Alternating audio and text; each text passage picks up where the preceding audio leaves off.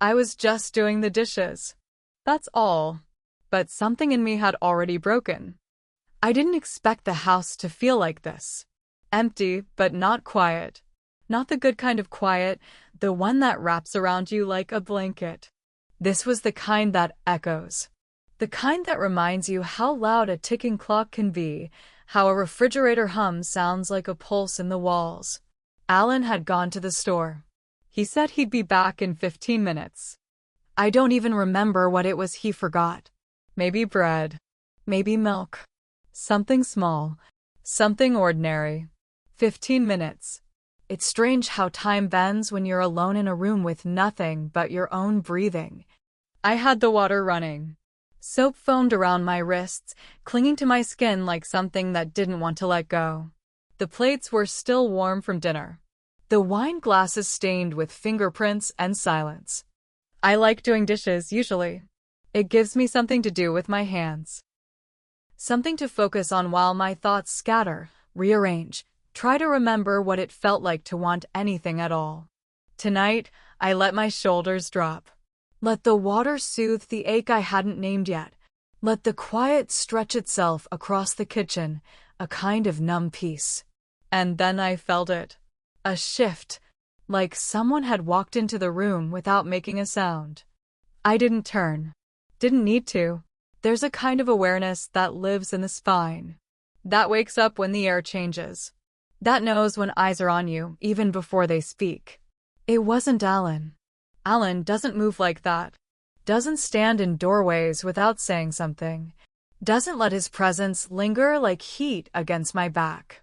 I knew who it was. Before I heard his breath. Before the scent of cedar and something darker curled up around my shoulders like fog. His voice came soft, almost amused. Didn't mean to scare you. I didn't answer right away. My fingers tightened around the sponge. I forced a laugh. One of those small, polite things you offer when you don't know what else to say. You're quiet, I said. So are you. His name doesn't matter, not here. He's just him. The one who shouldn't be behind me. The one who knows it and stays anyway. He's Alan's friend. A guest in our house. He's supposed to come for football games, to help carry heavy boxes, to shake hands and leave before it gets dark. But he didn't leave tonight. He came in through the back door, the one that sticks in the frame. I heard it click. Heard him hesitate. And then nothing. Just the press of his silence behind me as I washed a dish that had already been clean for 2 minutes. What are you doing here? I asked, steady, controlled. His breath was closer now. Just watching. My throat closed. The worst part wasn't that he was too close. It was that I didn't move. That I stood there with water running down my wrists, heart thudding against my ribs like it wanted to escape. That I felt the tremor start in my knees and didn't do anything to stop it. That part of me, quiet, buried, neglected, rose up like steam. You always work this hard? He said it like it meant nothing, but the weight of his gaze pressed into my back like hands that hadn't touched me yet. I should have told him to leave. Should have said Alan would be home any minute. Should have dried my hands and turned around and made the air go flat again. But I didn't. I stayed. And when I finally turned my head, just slightly, I saw it in his face. He wasn't smiling. Not really. There was something else there. Something still. Something sure. Where's Alan? I asked. He shrugged. Still out. I thought I'd keep you company. The words hung between us like a rope. Fraying. Tightening. My breath caught. I don't need company. Doesn't seem like you get much. That's when I knew. This wasn't harmless. Not the words. Not the stillness. Not the way my skin burned where the air touched it. He didn't step forward. But I felt him closer. Felt the space shrink until there was no more room for pretending. I wanted to say, stop. I wanted to mean it. But my voice had dissolved into the running water.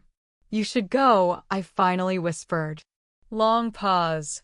He shifted behind me. I didn't look. All right, he said, Voice unreadable. Then I heard him walk away.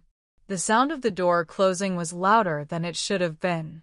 And still, I couldn't breathe right. I stood there, my fingers gripping the counter, the sponge slipping into the drain. I didn't feel clean. Alan came back 5 minutes later, smiling, apologizing for the delay. He kissed my temple.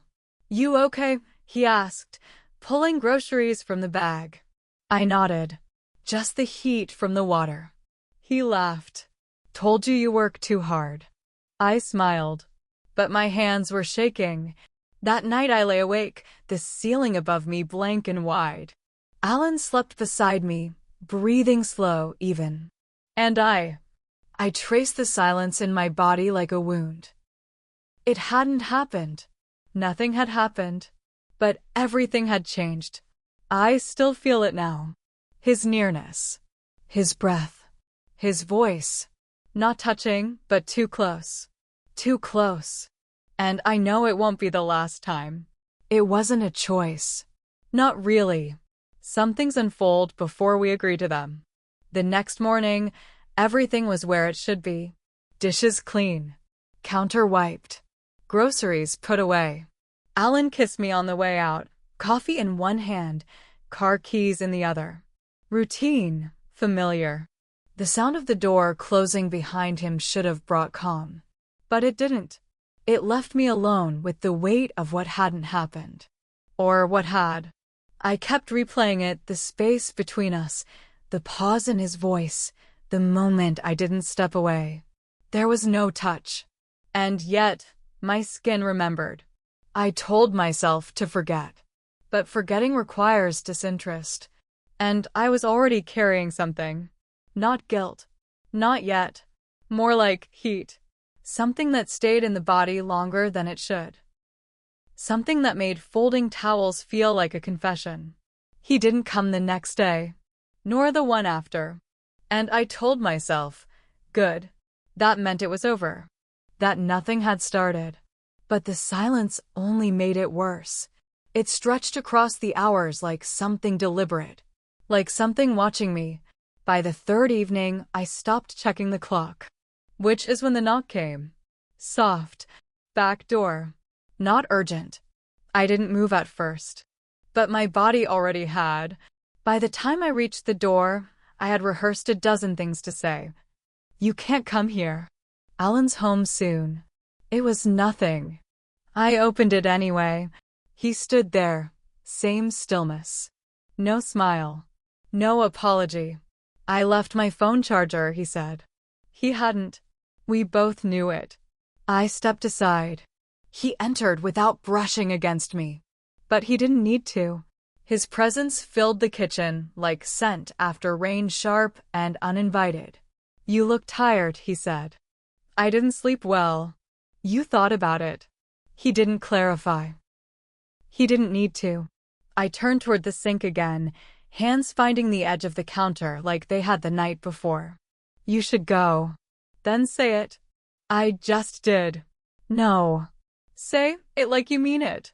I turned my head slightly, enough to see the way his eyes fixed on mine. Dark. Steady. Too sure. "This is wrong," I whispered. He didn't move. But did it feel wrong? That was the moment.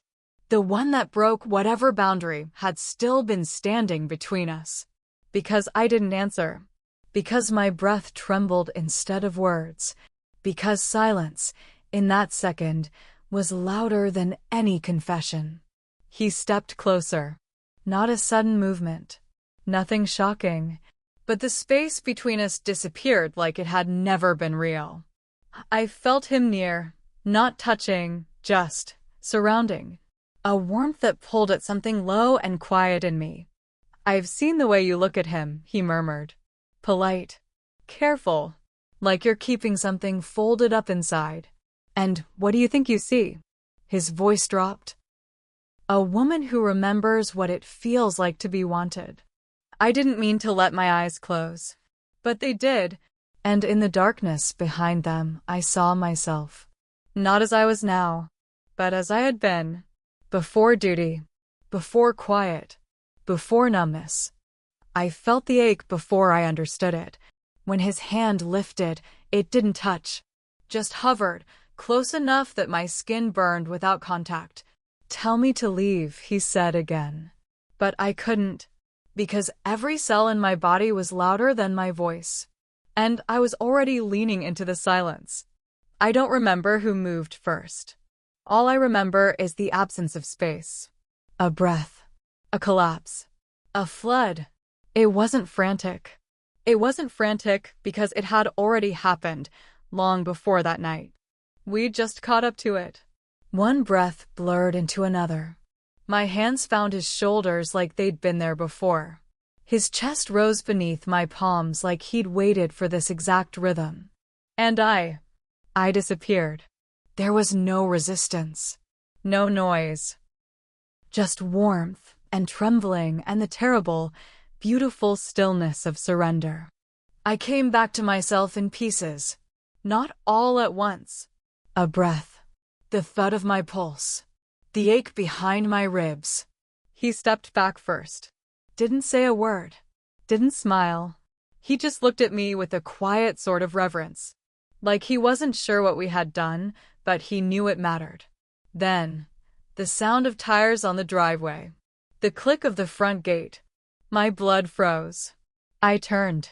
His eyes held mine for one long second, like he was ready to be caught. But I wasn't. "Go," I said, breathless. He nodded, disappeared through the back door like a shadow. Alan entered the kitchen with bags in both hands. "Hey, babe," he said, grinning. "Got everything." Took forever. There was traffic. I smiled. "Unsteady. Too bright. Glad you're home." He kissed my cheek. "Your face is hot. You okay?" "Just tired." He didn't press. He never does. Later that night, as I lay in bed beside him, I felt his hand brush against mine under the covers. Instinctively, I pulled back. Not much, but enough. He turned onto his side. I stared at the ceiling. It happened. And I can't undo it. Not the breath, not the heat, not the way my body remembered what it meant to be chosen. I don't know what's worse. That I didn't stop it, or that I don't want to. I walk through the day wearing a version of myself that no longer fits. But no one notices. That's the part one hates the most. In the morning, I folded towels. Slowly, too slowly.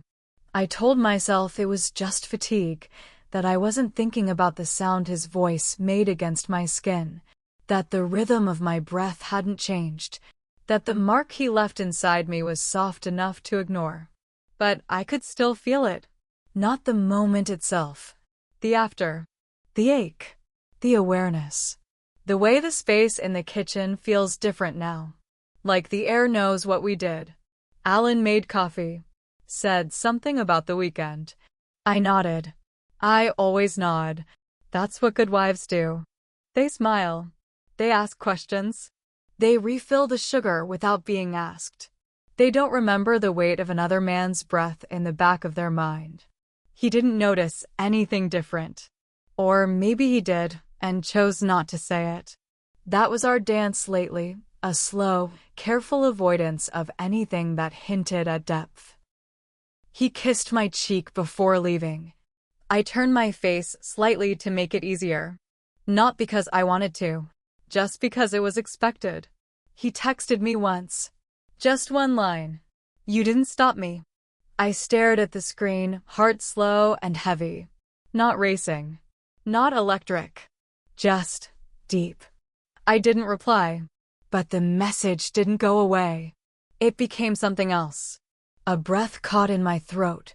A flicker behind my eyes when I closed them too long. I started doing things differently. Subtly. Putting on lipstick when I wasn't leaving the house. Brushing my hair more than necessary. Wearing earrings to do the laundry. Alan noticed. "You look nice today," he said, half absent, reading something on his phone. "Thanks," I replied, heart hollow. He didn't ask why. And I hated that. He came again. Not through the house this time. I found him at the side gate, leaning casually like he belonged there. He didn't knock, just waited, as if he knew I would come outside eventually. And I did. I always do. We stood beneath the eaves, shadows stretched across the grass. He didn't touch me. Didn't need to. I think about it, he said. I knew what he meant. So do I. A pause, then quieter. Then why pretend? Because I'm not ready. Because I don't know what this is. Because if I name it, I'll have to decide. Because I still sleep in the same bed with someone who trusts me, who loves me, who doesn't see the woman standing beside him has already walked into another room, closed the door, and lit a match. At night, I stare at the ceiling and tell myself stories. That it was a mistake. That it won't happen again. That I'm strong enough to leave the door locked. That I can wash the feeling off like soap. And then he says something like, "You miss me when you lie to him, don't you?" And all the stories unravel. I unravel. The next time we're alone, it happens again. I don't remember how. I don't remember when. Only that my hands weren't clean anymore.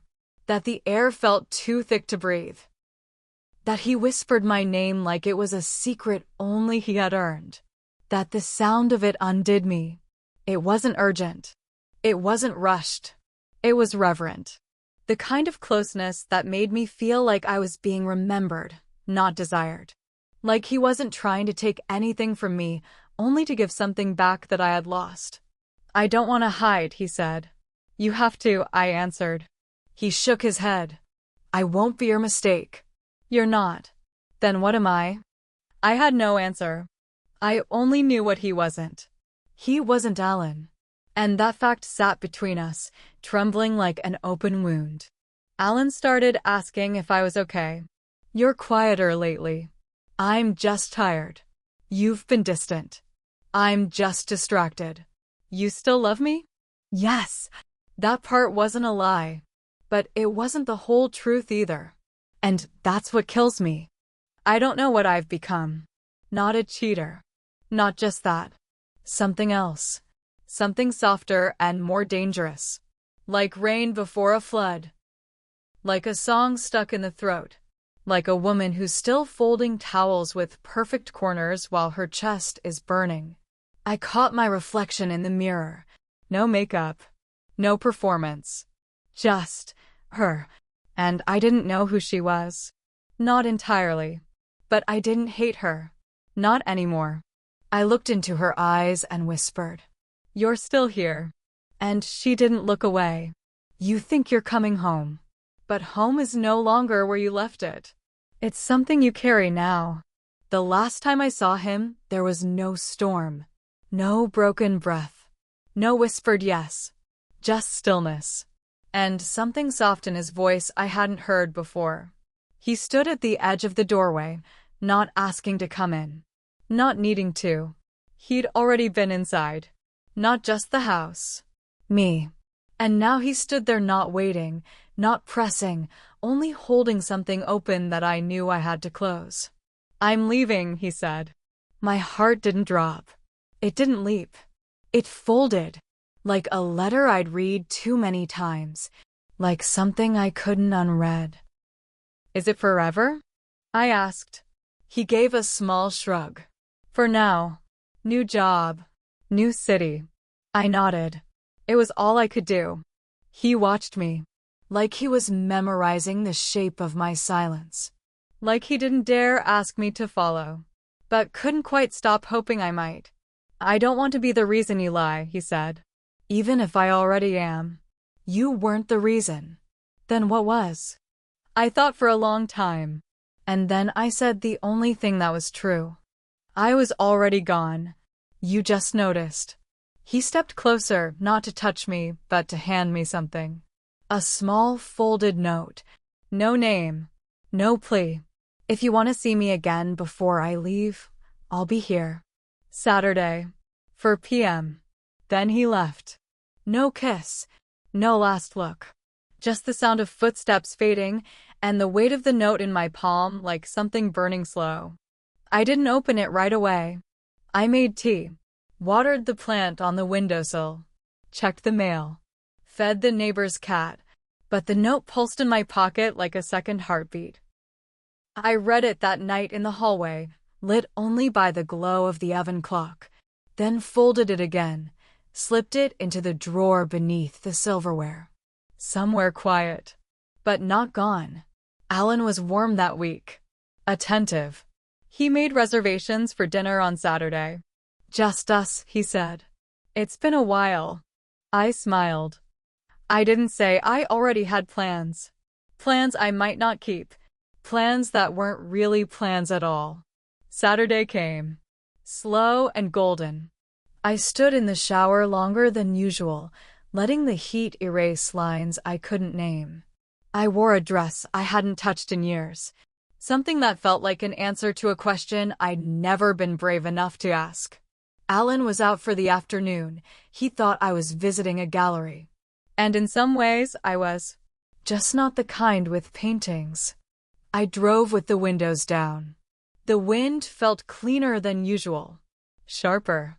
When I reached the address, he was already there.